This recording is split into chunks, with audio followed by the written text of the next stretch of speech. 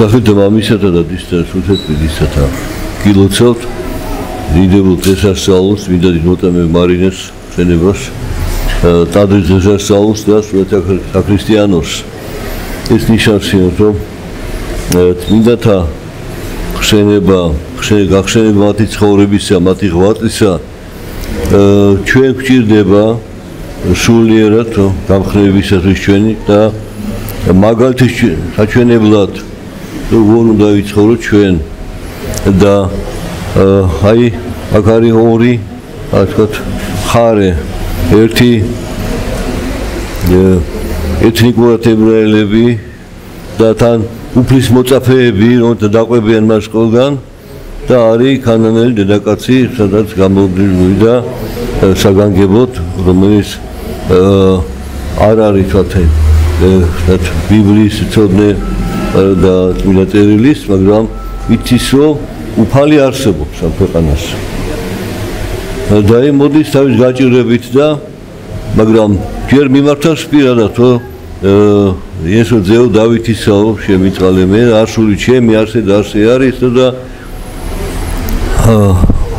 უფალი არ უსმენს მას.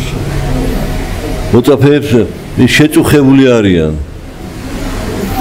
და იცო რამე გაუკეთეო რომ წავიდესო თავი დაგვანებოსო ასეთ უგულისხმო ვედრებას უფალი არ იწირავს თუნდაც უახლოეს თავის მოწაფეებისგან თუნდაც მოციქულებისგან უსიყვარულოდ უგულისხმოდ ვედრებას უფალი არ იწირავს ვინც არ უნდა იყოს მისი ახლობელი და ეს დედაკაცი ხდება რომ მისი ესე მიმართვა რომ ძეო დავითისო რაღაც ვიდომ სიახლოვე და არა თავარი რა სხვა რამე არის და გამოსასავით ეუბნება რომ არაკეთილ არს აღებად პური შვილებისაგან და დაღლებს დაფნა დაღლებს უწოდებენ წარმართებს როგორც იმ საზოგადოებას ადამიანებს რომელთაც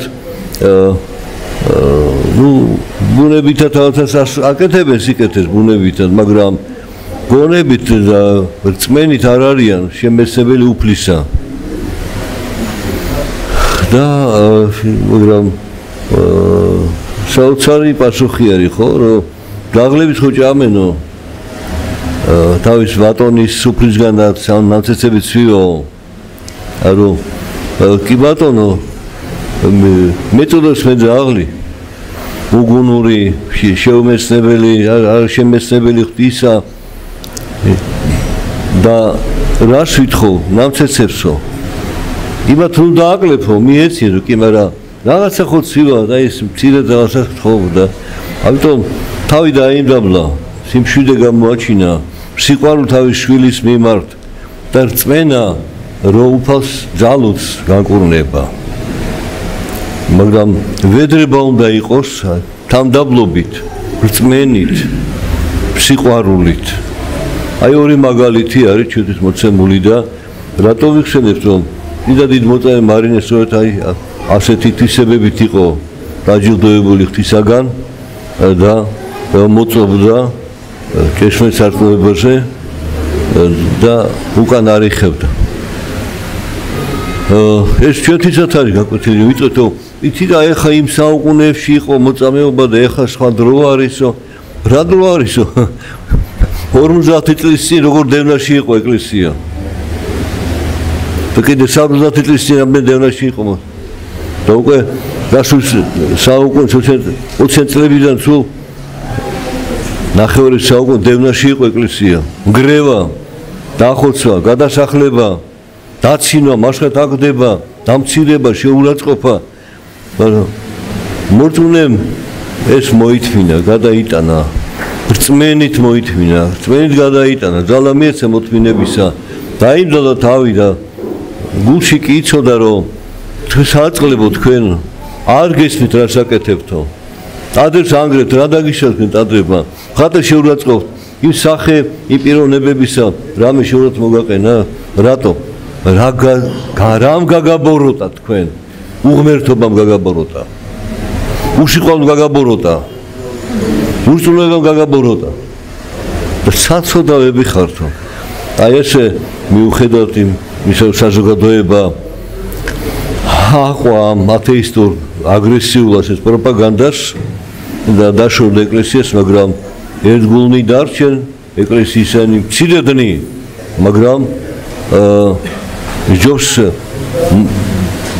მცირედი მართლისაო, დიდრისა მრავალიო. აი ეს თვისება ჰქონდა ინდაიდმოტა მარინეს დაითმინა იმ საზოგადოებისგან დამცირება შეურაცხყოფა დევნა და უქადაგებდა ქრისტეს, უქადაგებდა სიყვარულს, უქადაგებდა წყალდობას და მოწყალებას, უქადაგებდა სამართალს.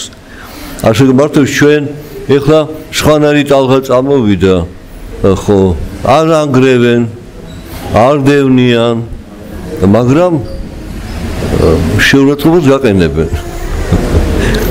მაგრამ ასეთ ლიბერალურად გაყენებენ. მათ უფლება აქვთ, რომ ლანძღონ. უფლება აქვთ შეურაცხყონ. უფლება აქვთ ეკლესიას რაღაცა დააწეროს უხამსიათ სიტყვები. ეს მათი უფლება, ჩვენი უფლება, ჩვენ ამას არ ვიზამთ. არც ერთ სახს, არც ერთ ნაგებობას ჩვენ უხამს სიტყვებს არ დავწერთ, რატო?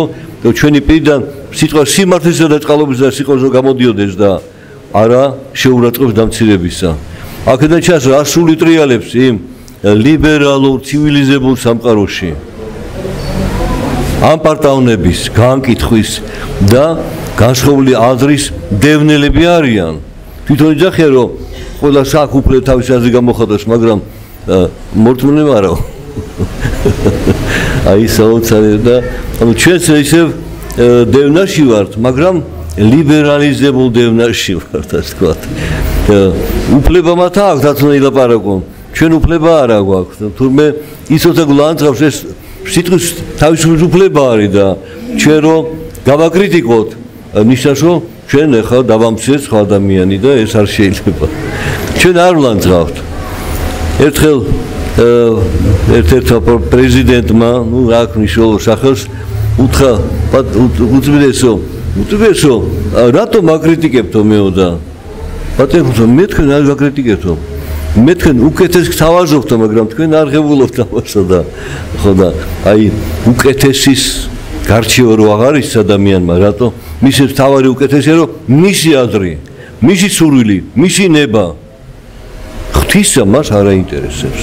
ღვთისაში რა არის სწორი არ აინტერესებს. თორე მოვიდა და შეკითხა უწესო, ფიქრები კი მომივიდა იდეები, მაგრამ შენ რას მეტყვი, რას მირჩია? და მაშინ პატრიარქი ეტყოდა მას. ასე რომ აი ეს ახალი ფორმის დევნა გადავიტანოთ სიმდაბლით, სიმშვიდით და მორწმუნეზე სიკეთით პასუხოთ ჩვენ. მიებაძოთ წმინდა დიდმოწამე მარინეს და ყველა მოწამეებს, ვინც საუკუნის მანძილზე ამტკიცებდა რწმენის ჭეშმარიტებას, ქრისტეს სიყვარულს და წყალობას და სიმართლეს. მეთა გაკურთხო. ჩვენთან არის ღმერთი.